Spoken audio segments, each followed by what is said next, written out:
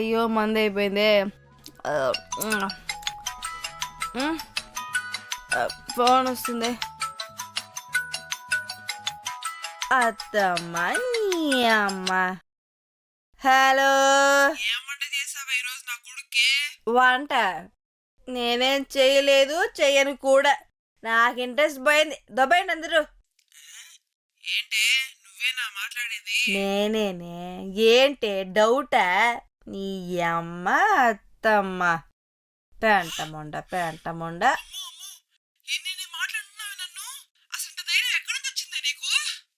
ధైర్యం ఏంటే?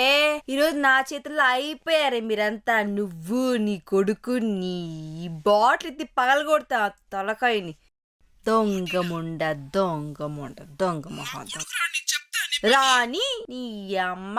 అయిపోయాడు. నీ కొడుకుని చంపకపోతే ఈరోజు మామూలుగా ఉండదు అసలు. దొంగ మొహం దానా, నా జీవితాన్ని నాశనం చేశారు కదే.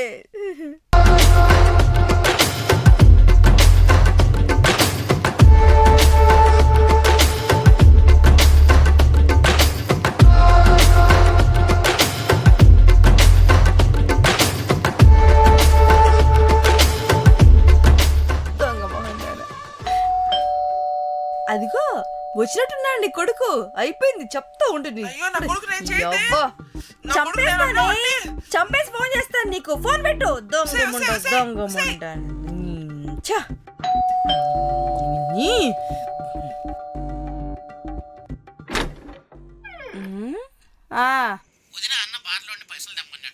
పైసల్లో గీసలేవు. ఫస్ట్ పోయి మెన్న పిలుచుకురా.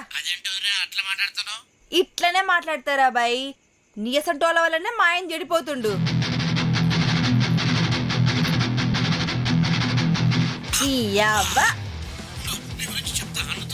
పోరా, పోయి మెన్న రమ్మని ఫస్ట్. నీ అబ్బా ఆటలైపోయింది ఒక్కొక్కరికి ఆటలు.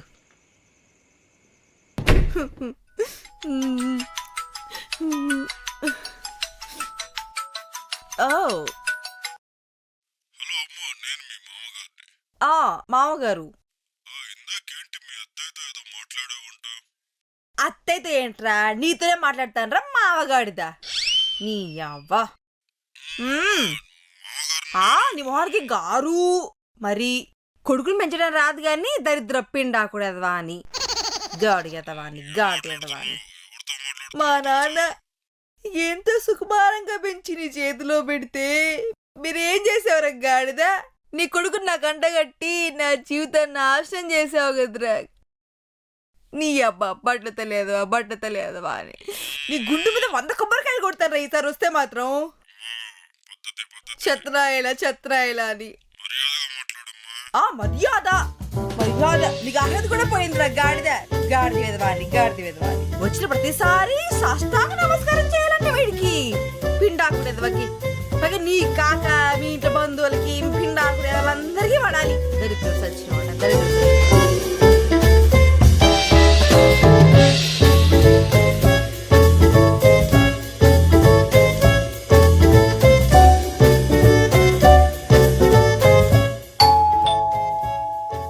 అదిగో నీ కొడుకు వచ్చినట్టున్నాడు. చెప్తా వాడి సంగతి. అబ్బా ఇదలకైనా పోస్తుంది.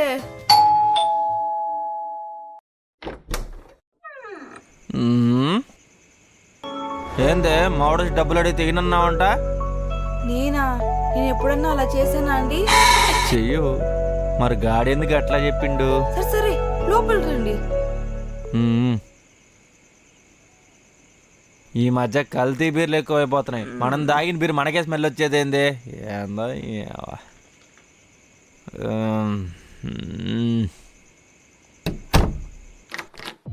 బా ఏందో వాడేదో చెప్పిన టెన్షన్లో మనసరిగా రాలేదు. ఫ్రిడ్జ్లో 2 బీర్లు ఉంటాయి, తీసుకునిరా. లేవు. లేవా?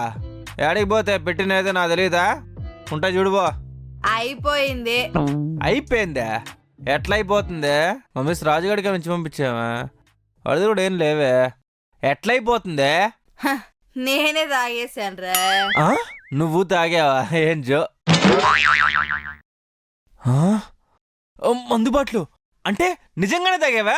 ఉసే నిన్ను నా దగ్గర మర్యాద ఏ ఆపు, ఎందుకు అరుస్తున్నావు? ఎందుకు అరుస్తున్నావు? కూర్చో. నన్ను కూర్చోంటావు నువ్వు? నిన్ను అసలు ఏం చేయ ఏయ్, ఆ? తంతి నీ అవ్వ, దేనికి పనికి రాకుండా పోతావు. మర్యాదగా నోరు మూసుకొని కూర్చో. నన్ను నన్ను తంత అంటావా? నువ్వు బతకవే, ఈరోజు నువ్వు బతకవు. నిన్ను సింహాన్ని గెలిగింది. అండవేంట్రా, ఈ రోజు నిన్ను నీ తలకాయ పగలగొడతానురా. నీ అవ్వ, మారణాయుధాలు కూడా పెట్టుకుందే. అసలు ఆడదాని అయింది మందాడని సిగ్గులేదా? ఏ నువ్వు రోజు మందాడడానికి నీకు సిగ్గుగా లేదా? నేను మొగాన్నే. ఏ నేను ఆడదాన్ని అయితే ఏంటి ఇప్పుడు?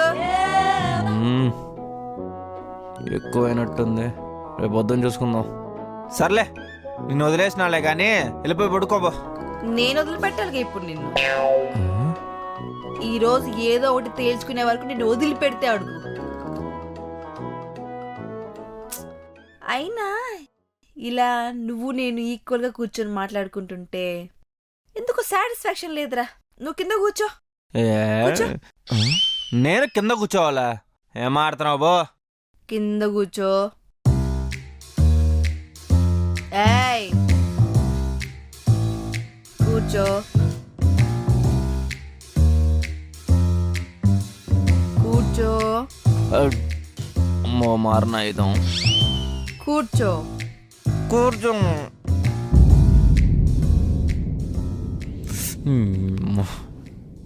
ఏంది ఎక్స్ప్రెషను? ఎంత ఓవర్ చేస్తున్నావో తెలుసా? ఏంటి నేను ఓవర్ చేస్తున్నానా? దీన్ని ఓవర్ అంటే నువ్వు రోజు తాగొచ్చి చేసేదాన్ని దాన్నే ఏమంటారు? ఈ విషయంగానే మా అమ్మాయి తెలిసిందనుకో. మీ అమ్మ దానమ్మ. దాన్నమ్మానా? మా అమ్మని దీన్నమ్మ అంటావా? ఈ విషయం మా అమ్మకి తెలిసిందనుకో అంతే. నీకు తెలిసింది 1%. మీ అమ్మని ఫోన్లోనే డైరెక్ట్ గా అమ్మ నా బూతులు తిట్టాను తెలుసా? మా అమ్మని తిట్టావని మా నాన్న వింటే సావగొడతాడు.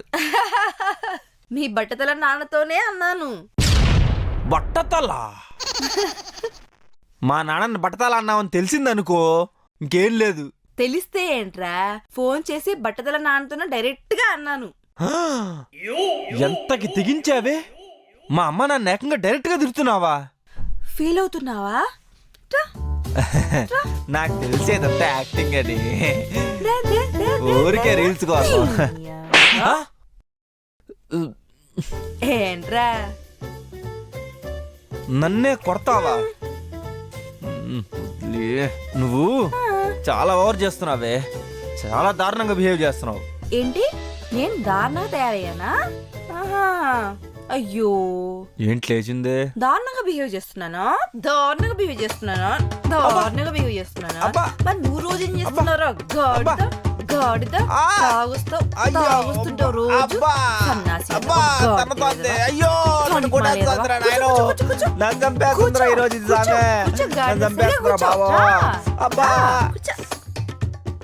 నీ మొహం చూసుకో.